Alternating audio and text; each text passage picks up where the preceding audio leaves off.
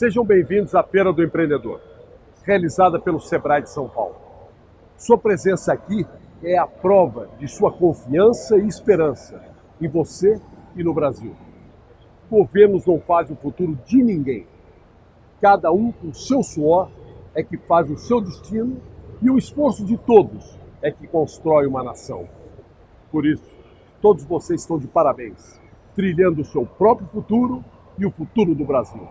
Muito sucesso e aproveitem o máximo. Esta feira é para vocês.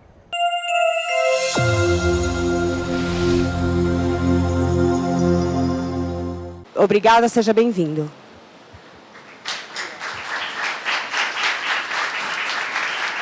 Boa noite. Não senti ânimo nesse boa noite. Boa noite. Tudo bem com vocês? Maravilha. Estou muito contente de estar vivenciando um pouco da experiência e também de ter a presença de pessoas especiais, como a da minha esposa, que está me filmando aqui na frente, da minha bebezinha também, né, que vai nascer dia 11, a Antônia, vai ser uma pisciana, dos meus alunos do MBA em Gestão Estratégica de Pessoas, da Lindália, que é diretora de inovação da Estácio, e dos outros colegas também que estão aqui presentes. Agradeço muito a presença de vocês. Bom, a gente vai tratar do tema inovação disruptiva. Mas o que seria isso? Inovação disruptiva. Que palavra estranha, né? Esquisita essa palavra, não é? Eu já ouvi falar inovação incremental, não é? O que é inovação incremental? O celular é o melhor exemplo de inovação incremental. O celular antigo, lá atrás, como que ele era? Ele só encaminhava, tinha o bip, né? Aquele bip.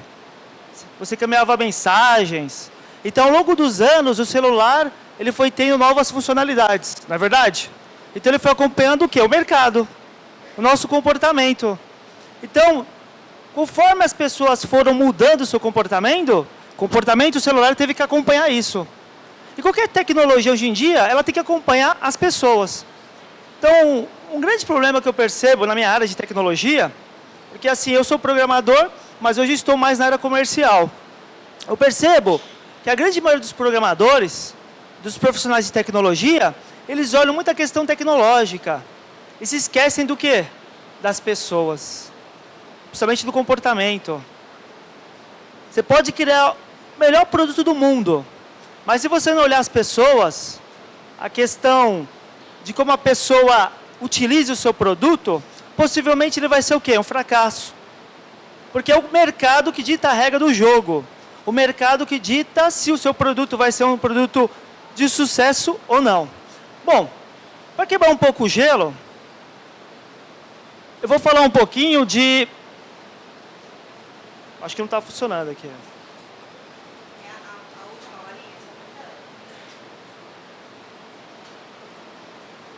Então eu vou falar um pouquinho de invenção. Já ouviram falar nessa palavra? Invenção. Vocês já ouviram falar em pessoas inventoras? Qual a principal característica de uma pessoa inventora? É uma pessoa muito criativa, não é? Mas criatividade por si só é suficiente? Não. Por isso que eu coloquei a diferença entre inovação e invenção. Basicamente, quando eu crio um produto baseado somente na minha criatividade, esse produto possivelmente não tem o quê? Apelo comercial. Então ele é apenas o quê? Invenção. Essa é a grande sacada da tecnologia. Todos os dias, quando a gente faz reunião em equipe, na empresa, na Coco Games, o pessoal vem com ideias mirabolantes. Mas você tem que pensar o seguinte, será que essa ideia é uma ideia que tem apelo comercial? Será que a empresa vai conseguir ter retorno financeiro com essa ideia proposta? Na realidade, pessoal, eu acho que o gestor ele tem que ter a capacidade de ouvir os seus colaboradores.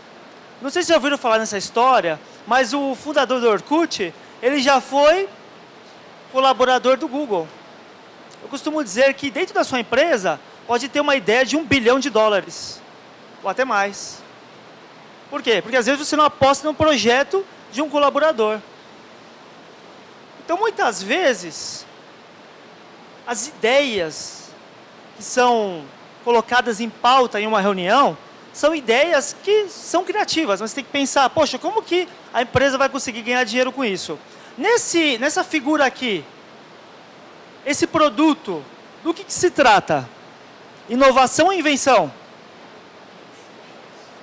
Parece que ela está lá no metrô, né? Metrô Itaquera, né? Está cansada, vai chegar lá no metrô Itaquera. Aí aqui está escrito assim, me acorde quando chegar no metrô Itaquera. Esse produto não tem apelo comercial. Foi criado a partir só do quê? Da criatividade. Outro exemplo. Esse produto é uma invenção, certo? Ou vocês andariam com isso aqui na rua? Dificilmente. Invenção, como eu disse, porque vem só do quê? Da criatividade humana, mas não tem apelo comercial. Mas vamos lá. Um livro muito legal para tratar de inovação disruptiva é esse livro, O Dilema da Inovação. É um livro bem interessante que nos faz refletir, porque uma grande empresa, do nada, que é bem administrada, ela perde mercado e chega a falir. Por que será? Má gestão? Hoje se fala muito em novas tecnologias disruptivas. Empresas que têm uma estrutura enxuta, poucos funcionários. Eu costumo dizer que essa empresa é uma empresa ET.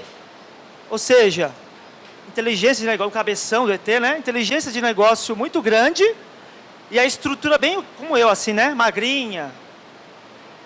E a outro modelo de empresa, uma empresa o quê? Dinossauro.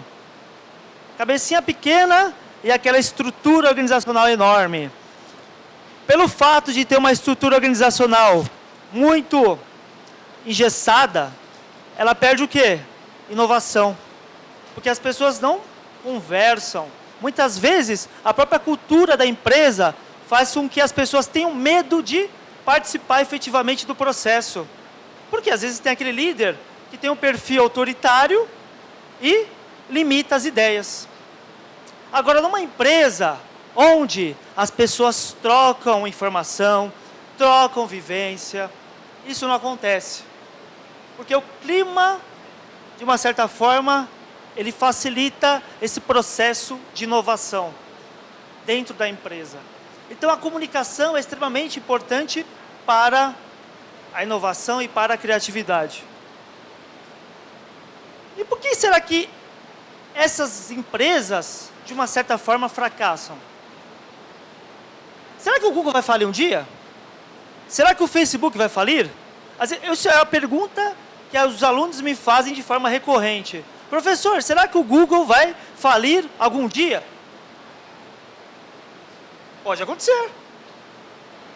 Pode chegar no momento que ele está na zona de conforto. Não tem o Orkut, foi um exemplo, né? O Facebook aniquilou o Orkut. Ele está na zona de conforto, não tem aquela preocupação em oxigenar a empresa com pessoas novas, com perfis diferentes. E a empresa acaba perdendo o quê? Essa velocidade. E acaba deixando do quê? De inovar. Coloquei esse gráfico aqui com algumas empresas que possivelmente vocês conhecem. Por exemplo, o Mapping. Eu lembro, quando eu era criança, meu pai levava para fazer compra no Mapping. Acho que boa parte de vocês se lembram. Tem o Mapping, tem o G. Aronson, que é dessa época também. Olha o que eu gostava. Coco Games, Atari, joguei muito Atari quando eu era criança. Todas essas empresas aqui eram empresas muito grandes players. Só que elas não conseguiram o quê? Acompanhar as mudanças mercadológicas. Acompanhar a mudança do mercado. Ou também acabaram fechando as portas pela questão da gestão. Imagine só. Um aplicativo que se fala muito, que está fazendo barulho hoje em dia, sei lá, esses aplicativos novos, né? O próprio Uber, você viram falar no Airbnb, estão fazendo com que empresas grandes percam consideravelmente participação de mercado. Está causando o quê? Conflito entre pessoas. Está causando o quê? Ruptura. Só que de uma certa forma isso é positivo, porque isso obriga essas empresas aqui a saírem do quê? Da zona de conforto, a aprender com as startups, a aprender com aquelas empresas que eu chamei GT. Empresas que têm um cabeção e estrutura enxuta. Empresas que têm até no máximo 10 funcionários. Empresas onde, se eu sou o presidente da empresa, o diretor, eu entendo que o estagiário tem talento, eu promovo o estagiário a sócio. Eu dou uma participação da empresa para o estagiário porque ele tem talento. E eu entendo que ele não pode sair da empresa. Olha que coisa maluca. De estagiário a patrão, isso ocorre. Por quê? Porque o gestor principal da empresa entende que eu não posso perder esse talento. Vamos pensar há tempos atrás. Era muito difícil isso, né? Não, o cara tem que ser estagiário, ele vai subindo lá. Todo um plano de carreira para chegar a ser gestor, enfim. Hoje não.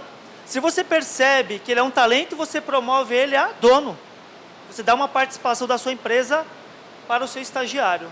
Eu falo por experiência própria. Lá na Coco, a gente tem acho que 3 engenheiros da computação. E eu tenho um profissional que é autodidata. Ele não tem formação acadêmica. Porém, ele dá de 10 a 0 nos engenheiros. Por quê? Porque ele é o curioso. É o cara que, se eu colocar um problema na mão dele, ele vai lá e resolve. E é isso que as empresas precisam hoje em dia. Eu costumo dizer isso para os meus alunos. Eu posso até te contratar para trabalhar para mim, mas você vai resolver os meus problemas? Eu preciso de pessoas com velocidade. Dificilmente eu vou ter tempo para ensinar o colaborador. Então, o estagiário, não é porque ele é estagiário que ele tem que se sentir inferiorizado. Não, pelo contrário. Ele tem que ter proatividade e demonstrar que ele quer crescer, que ele tem energia. Porque uma coisa que eu percebo, quando você é diferenciado, se a empresa que você trabalha não te valoriza, o mercado te valoriza. Pode ter certeza disso. O mercado sempre vai valorizar os talentos. Então, por que eu estou linkando isso com inovação disruptiva? A inovação surge das pessoas. Não é da cabeça do presidente, muitas vezes, da empresa. É do vendedor, porque ele está lidando diretamente com o cliente. É do colaborador, que conhece todos os processos, que tem uma visão sistêmica. Ele não conhece só o departamento dele, ele conhece a empresa por processo. Então, ele tem a capacidade de inovar, de trazer contribuições que são importantes para uma organização, que muitas vezes não ocorre numa empresa assim. Não é verdade? Numa empresa grande, o que acontece? Eu sou responsável pela área financeira, só faço atribuições da área financeira. Agora, numa startup, não. Você tem que ser marketing, dependendo, financeiro, tem que ter uma visão tecnológica para comunicar de forma assertiva com o cliente. Eu mesmo, meu stand está aqui do lado. Vocês podem perceber, eu estava panfletando ali, estava carregando caixa, porque eu quero que a coisa aconteça. Então, uma startup, você tem que ter uma visão de querer que as coisas ocorram da melhor forma possível. Entenderam? O que eu chamo muitas vezes de uma empresa resiliente. Por que uma startup às vezes consegue ser mais competitiva do que uma empresa grande? Porque tem talentos na equipe e tem pessoas resilientes. E dentro de uma startup eu tento criar uma cultura de intraempreendedorismo, de forma que cada um dos meus colaboradores se sinta um dono da empresa. Entenderam? Então, o fator de competitividade, muitas vezes, está no quê? Na cultura corporativa. Acho que esse é o grande pulo do gato. Então, a partir disso, a Coco fechou um contrato com a Sony, nessa feira no Texas. Por quê? Porque todo mundo tem essa visão. Não é porque o cara é do financeiro que ele não vende, ele vende também. Todo mundo tem um compromisso com vendas. Entenderam? Isso é o vestir de fato a camisa, principalmente no cenário atual de hipercompetitividade. Hoje em dia a gente briga por margens cada vez menores. Qualquer negócio, a gente briga por margens cada vez menores. Então todo mundo tem que ter esse olhar para sobreviver mesmo. Agora, a crise, vamos falar de crise. O Sebrae pediu para eu fazer com uma ênfase em crise, a atual situação que o nosso país está enfrentando. Eu acredito que o povo brasileiro é um povo que tem muita criatividade. É claro que tem o lado negativo, que é o jeitinho brasileiro, mas é um povo muito esforçado, criativo, solidário, tem pontos positivos. Estamos passando por um processo de evolução. Eu acho que tudo que está ocorrendo vai servir para melhorar e termos gerações melhores, termos filhos melhores para o nosso país. Então eu acredito, pessoal, eu acredito sim no Brasil. Eu acredito que o Brasil, sim, pode ser a nova potência econômica. Só que o primeiro processo está onde? Na educação. Mas quando eu falo de educação, não é na formação da pessoa. É educação mesmo, você saber cumprimentar a pessoa, respeitar o seu próximo, ter empatia, deixar de ser egoísta, pensar de forma colaborativa. Entenderam? Então tudo isso a gente tem que traduzir para dentro da empresa. Eu acho que não é só uma visão capitalista em si. É claro que uma empresa visa lucro. Mas o meu colaborador faz parte da minha família. O empreendedor ele tem que ter essa visão social. Porque, infelizmente, no Brasil, se fala que você é empresário, você é mal visto. Por quê? As pessoas pensam que você vai explorar. E não é assim que ocorre, gente. Eu estou aqui, ó, eu estou ralando. Ontem eu fui dormir 1 da manhã para acordar 5. Vocês têm noção do que é isso? Trabalho muito. Então, o resultado é o quê? Você só vai ter sucesso com muito trabalho, com muito esforço. A gente tem que tirar essa cultura imediatista também. Começar a pensar a médio e longo prazo. Então vamos para o caso do Airbnb. Eu acho muito interessante esse case de inovação disruptiva, porque eu estava lendo, logo que surgiu esse modelo de negócio, eu estava lendo no jornal que os fundadores, quando eles foram apresentar esse modelo de negócio para investidores, eles ficaram assustados com a ameaça desse modelo de negócio, pensando na segurança. Por exemplo, eu alugar um quarto para uma pessoa desconhecida. Você fala, vocês são malucos. Como que eu vou apostar meu dinheiro em um negócio que não tem fundamento nenhum, não tem cabimento?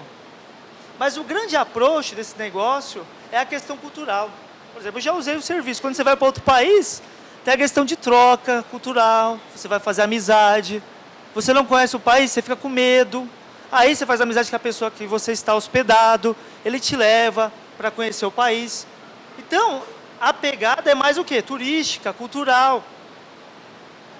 Então, ele foge daquele modelo de negócio tradicional. A grande sacada é se você vou vender cenoura. Não é uma cenoura convencional, é uma cenoura que eu consigo colocar um sorrisinho nela, uma carinha nela, dou para o meu filho, ele vai achar engraçado, vai lá e come. Por quê? Porque é diferente. Então, a gente tem que trabalhar cada vez mais o nosso lado direito e pensar nas questões, no processo criativo, para pensar diferente. O que auxilia muito a gente a pensar diferente é o quê? Viajar. Por exemplo, eu fiz o meu doutorado na Argentina.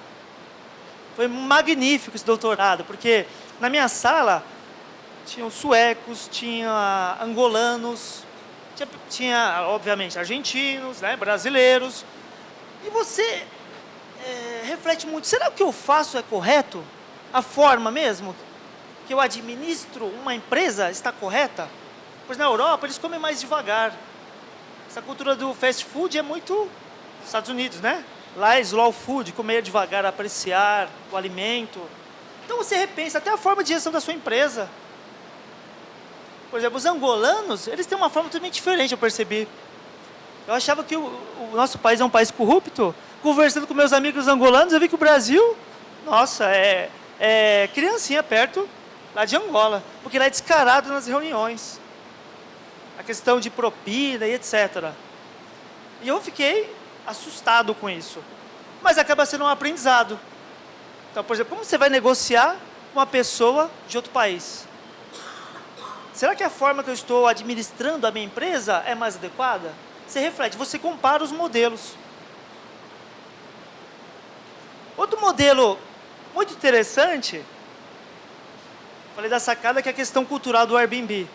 Outro modelo interessante que eu achei, né, esse modelo de negócio do Airbnb, foi as parcerias estratégicas. Para você conseguir escalar um negócio desse, tem que ter parceiros fortes, investidores.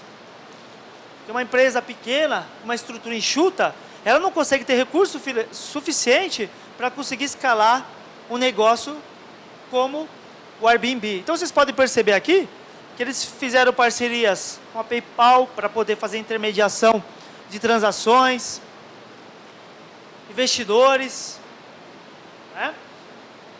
E também a questão do relacionamento, como eu falei, o relacionamento acaba sendo fundamental para ele se diferenciar com relação aos outros modelos de negócio. Então a gente tem que fazer o quê? Pensar diferente. Se a gente analisa aquele livro, A Estratégia do Oceano Azul, a gente percebe no livro, A Estratégia do Oceano Azul, que o oceano é vermelho, por quê? Tem muita competitividade. Você pode perceber, na feira mesmo. Eu estou aqui no stand da Pet Vivo TI60. A maioria dos prospects, eu percebi que a grande maioria está procurando no meu mercado, pet shop. Aí eu pergunto por quê? Qual que é o seu diferencial? Você não sabe responder. Ela falou o seguinte, eu quero abrir um pet shop porque tem demanda. Faturamento de 16 bilhões, crescimento de 8% ao ano, o mercado potencial, segundo maior mercado do mundo. Mas não sabe me responder, aqui ó, qual que é a diferenciação do negócio dela? Ela vai ser só mais um aqui, ó. E eu percebo, falo de forma assertiva para vocês, a grande maioria não soube falar o diferencial do negócio. É apenas mais um. Dificilmente ele se preocupa em trabalhar por nicho, por exemplo, se ele vai abrir um negócio.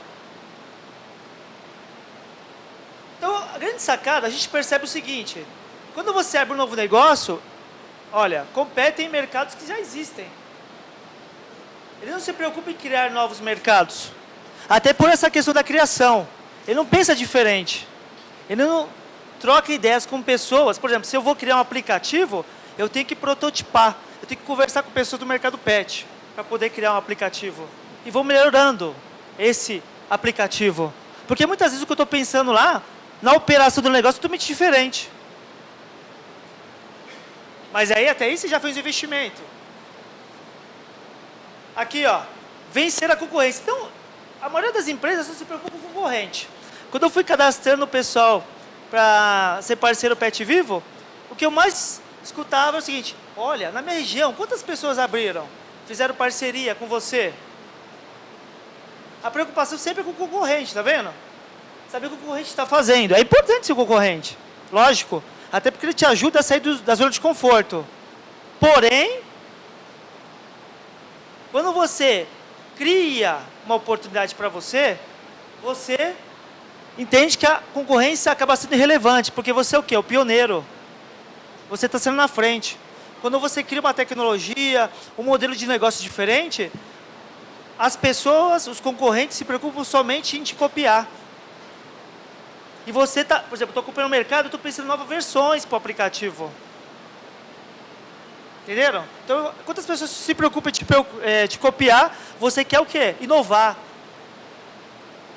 Colocar novas funcionalidades. Neste exemplo aqui, só explora a demanda existente. Nesse exemplo, cria a captura de uma nova demanda. Na feira, eu acho muito legal participar de feira. Às vezes você cria um modelo de negócio. Por exemplo, eu já vi que eu tenho que mudar totalmente algumas coisas no meu plano de negócio. Por exemplo, eu não pensei na questão de representação. Já vi uma oportunidade para representação. Olha que coisa maluca. A partir do quê? Do diálogo com as pessoas. E até adaptações no produto que eu já criei. Faz a compensação entre custo, valor-custo. Quebra a relação entre valor-custo. Eu costumo dizer no meu aplicativo que eu vendo o quê? Tempo, conveniência e segurança. Porque o meu aplicativo ele faz o quê? É um aplicativo onde você consegue fazer agendamento e pagamento para clínicas veterinárias e pet shop.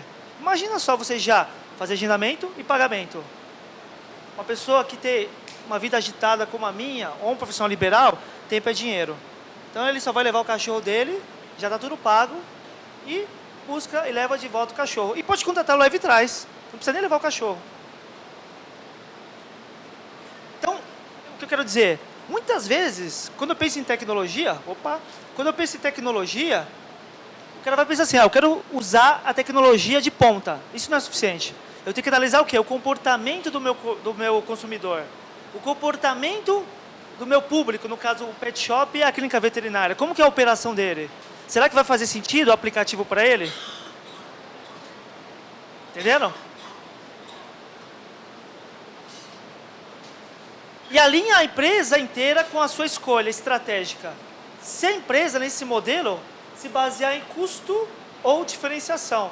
Neste modelo do Oceano Azul, alinha a empresa inteira com a sua escolha estratégica de baixo custo e diferenciação. Vocês já viram essas empresas, marketplace, que intermediam, pega uma comissão e repassa? Imagina isso em volume, em escala. Mas no meu caso, eu tenho um contrato para agendamento e para intermediação. Então, pego, por exemplo, se você vai comprar um produto pelo meu aplicativo, eu pego a minha comissão e repasso. Eu sou somente um intermediário. E é um produto que você consegue escalar facilmente.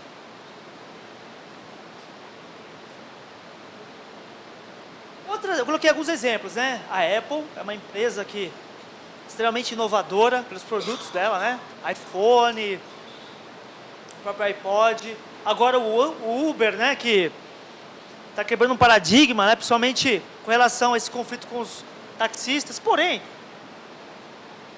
existiram aplicativos brasileiros como, sei lá, o EasyTax, que foram positivos para os taxistas, certo? Só que eles nos acompanharam o quê? Essas mudanças mercadológicas. Eu vi uma reportagem de um taxista lá do Nordeste que ele nem se preocupa com a concorrência, porque ele está preparado para essa competição. Ou seja, ele criou o Oceano Azul dele. Então a gente tem que parar com esse negócio de zona de conforto. A gente tem que procurar ser criativo, questionar os nossos processos, questionar os produtos que existem na empresa. Ter humildade também para avaliar do concorrente. Muitas vezes você está num patamar que você acha que o seu produto é o melhor. E não é o melhor. Porque você perde a capacidade do quê? De analisar, de fazer um benchmarking. E quais os desafios para se criar um novo mercado? Hoje em dia no Brasil. Eu já penso no quê? Governo, burocracia. Por exemplo, meu competidor fica na Coreia, na Coco Games, principal competidor. Então o meu olhar não é só Brasil, tem que ser externo. No Brasil você vê, a legislação macanetada já vem um posto diferente. Como é que você vai fazer um planejamento de curto prazo, de médio prazo, de longo prazo? É muito difícil você competir no Brasil. Primeira questão é o quê? Questão tributária. Segunda, a burocracia. Terceiro, educação, né? Falta o quê? Mão de obra qualificada. Um aplicativo, que às vezes você demora, sei lá, 3 meses para se você desenvolver aqui no Brasil, você acaba desenvolvendo em 20 dias ou até menos, 10 dias na Coreia. Com custo menor e com qualidade melhor. É verdade. Mas você tem que avaliar fazer uma parceria. Então é muito complexo. Na realidade, é uma luta que não tem que estar somente com o empreendedor, tem que estar com a sociedade geral, com o governo, com empresas, certo? Porque se continuar desse jeito, vai ser extremamente difícil competir com outras empresas estrangeiras. Você tem que ter essa conscientização. Por isso que eu adoro falar a palavra colaboração. Tem que ter uma colaboração entre governo, pessoas, empresas, para conseguirmos melhorar a situação atual do Brasil.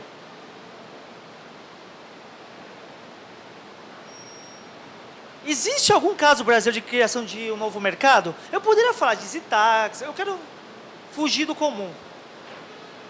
Então, o Brasil está sofrendo de uma grave crise econômica, política. Então eu resolvi mostrar um case diferente para vocês. Um caso do Banco Palmas. Não sei se vocês conhecem. Então, eles estavam passando por uma situação de extrema pobreza nessa comunidade. Então, o que eles resolveram fazer? Criar uma moeda local para comercializar e fazer com que o dinheiro fluísse na região. Para gerar o quê? Desenvolvimento econômico sustentável. Por que eu estou falando esse case? Quem é de tecnologia aqui? Levanta a mão. Então, eu estou colocando um desafio, uma provocação para vocês. Vamos usar esse case, vamos utilizar esse case para criar ferramentas tecnológicas para ajudar o nosso povo. O que eu mais penso é o seguinte: como que eu posso criar uma ferramenta para ajudar as pessoas? Então é o momento do quê? De trabalharmos em conjunto para resolver o problema do Brasil. Parar de pensar no nosso umbigo. Parar de ser individualista. Vamos pensar de forma coletiva. Então isso é um case muito interessante. Então aí fica a minha provocação para vocês de tecnologia. Espero que a partir desse bate-papo surja uma ferramenta, sei lá, um aplicativo, um novo conceito que ajude o Brasil a sair dessa situação. Aí está a provocação. Espero que a partir desse bate-papo surja uma ideia inovadora. Uma ideia que de fato faça a diferença para o nosso Brasil.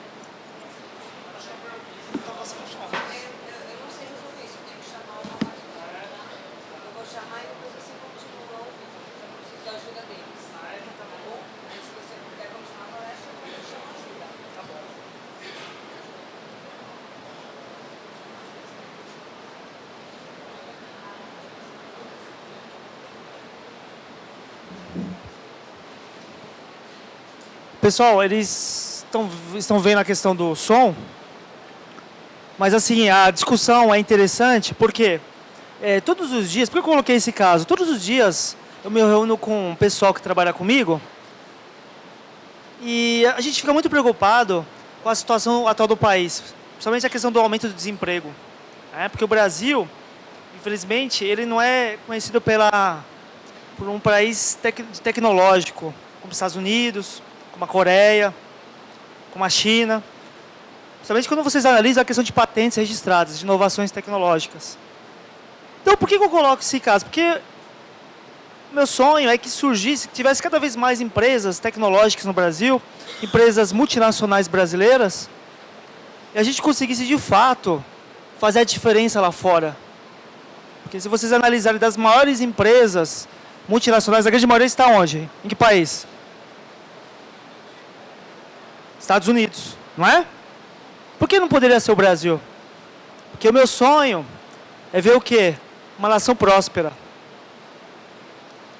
Não uma nação onde a gente fica à mercê de commodity, por exemplo.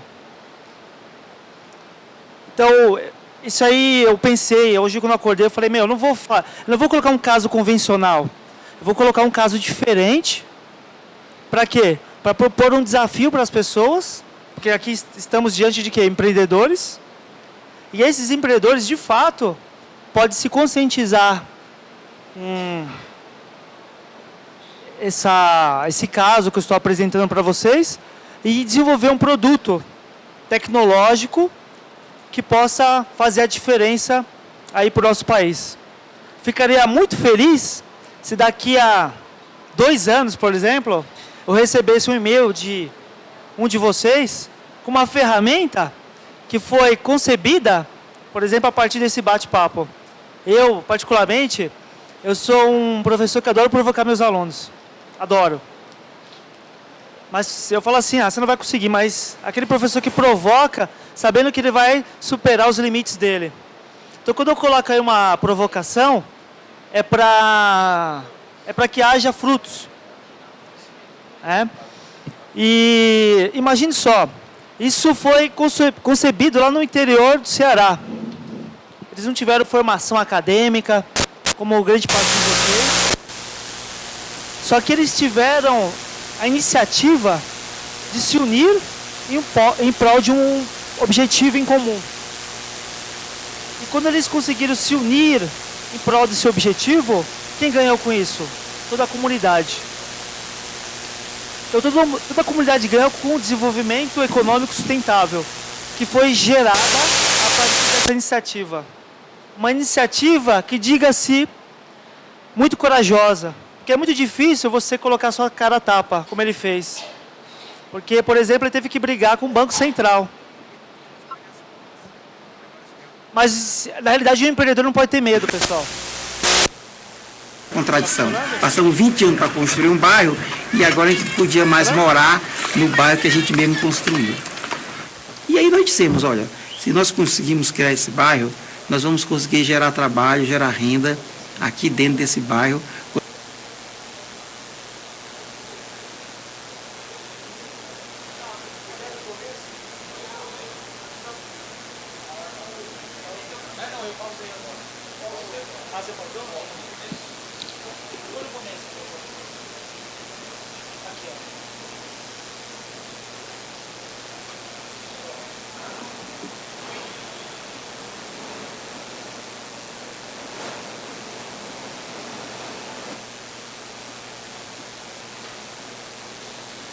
Se eu achar que o marido do mundo é Paris, é Nova York, é Torre, não sei de quê, tô lascado. É lá que eu vivo, é lá que eu me casei, é lá que tenho meus filhos, é lá que eu choro, é lá que eu canto. Lá tem que ser o canto mais lindo do mundo. Lá tem que ser o canto mais lindo do mundo. Aconteceu no Palmeiras um fato muito comum de acontecer nas favelas que se urbanizam e a renda não aumenta. Que foi que os moradores começaram a vender seus barracos e ir embora para outras favelas. Por que isso acontecia? Porque eles não podiam mais pagar as contas. Agora chegava conta de água, conta de luz, conta de telefone. Olha o tamanho da contradição. Passamos 20 anos para construir um bairro e agora a gente não podia mais morar no bairro que a gente mesmo construiu. E aí nós dissemos, olha, se nós conseguimos criar esse bairro, nós vamos conseguir gerar trabalho, gerar renda aqui dentro desse bairro com nossas próprias forças, com nossos próprios moradores. Nós inventamos na época uma brincadeira que era do balde furado. Qual é o dinheiro que entra aqui nesse bairro? Tem aposentado, que ganha dinheiro? Tem. Então jogava uma bolinha para dentro do balde, chamada dinheiro dos aposentados. Gente que trabalha? Tem gente que trabalha. Tem gente que ganha esmola? Tem. De repente o balde ficava cheio de bolinha. Então tinha muito dinheiro entrando. A verdade é que ali no Palmeiras já tinha 1.200.000, isso em 10 anos atrás, que eram gastos mensalmente pelos moradores. Só que quando a gente perguntava, onde a senhora compra os produtos e qual é a marca, tudo isso era comprado de grandes marcas. Então nós dissemos o seguinte, nós vamos criar um programa que vai ser, a grosso modo falando, uma rolha por balde. Cada rolha dessa do balde que eu conseguir fechar, cada buraco desse, vai ser o dinheiro que fica aqui e gera renda. E aí não deu outra. Aí em janeiro de 1998, nós criamos o que nós demos o nome em homenagem ao Palmeiras de Banco Palmas. Nós temos a moeda social, a moeda Palmas, que as famílias pegam essa moeda e compram no comércio do bairro. E um comerciante compra de outro comerciante. Assim a moeda circula na própria comunidade, fazendo a riqueza ficar aqui no próprio conjunto Palmeiras. A lógica é a seguinte, o banco empresta para a produção e empresta para o consumo. Se eu conseguir equilibrar produção e consumo no mesmo local, no mesmo território, a gente gera trabalho e renda. Qual é a tese central, qual é a certeza do Banco Comunitário? Não existe território pobre, não existe bairro pobre, não existe município pobre. Existem territórios, bairros, municípios que se empobrecem porque perdem suas poupanças locais. Qualquer território, qualquer bairro, qualquer localidade é portadora de desenvolvimento econômico. Joaquim Melo era um seminarista trabalhando pelos pobres e acabou virando banqueiro. Teve que enfrentar o Banco Central do Brasil para criar uma moeda própria e fundar o primeiro banco comunitário do país. Esse Banco Palmas, que hoje está em 32 cantos do Brasil, vai se multiplicar muito mais. Não surgiu em Harvard, não surgiu na USP, não surgiu na FGV, nada contra todo esse povo, nada contra ninguém, mas surgiu numa favela, nos grotões do Nordeste do Brasil.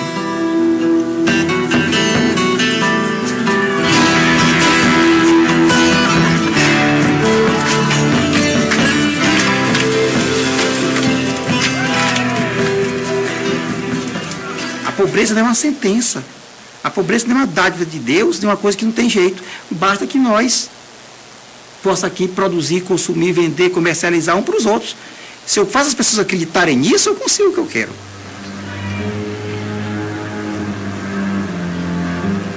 I think poverty can be eliminated from the whole world because poverty doesn't belong to human society. Poverty is artificially imposed on human beings.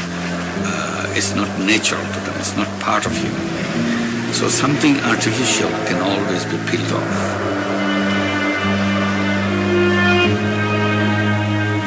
It's almost like a bonsai tree. You take the best seed of the tallest tree from the forest and you put it in a flower pot and let it grow. It doesn't grow as tall as the tree on the forest. No matter how long you leave it there, it grows only very short, very small. It's an exact replica of the tree that you saw in the forest, but not as tall. It's just a tiny little one. And you wonder why so? There's nothing wrong with the seed.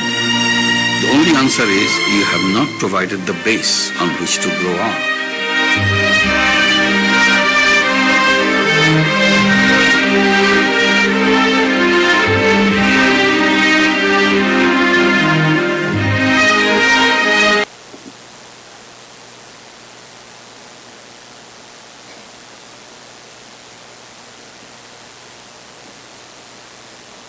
Gostaram do documentário? Para quem quiser assistir inteiro, é muito legal esse documentário. Chama Quem Se Importa.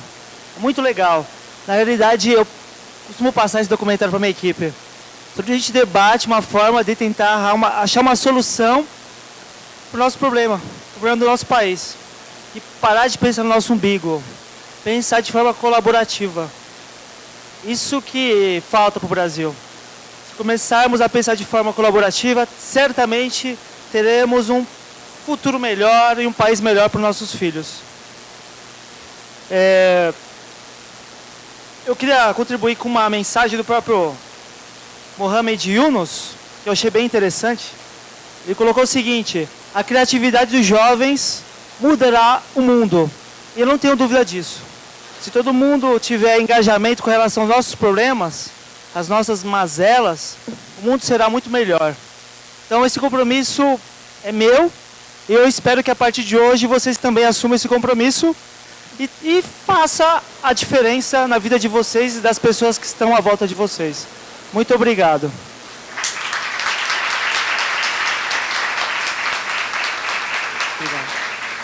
Aqui está o meu contato, tá, pessoal? E o meu site. E convido vocês para ir para o stand da Pet Vivo, é o TI 60. Tem uma lembrancinha para vocês, para oferecer para vocês lá no meu stand. Muito obrigado, viu?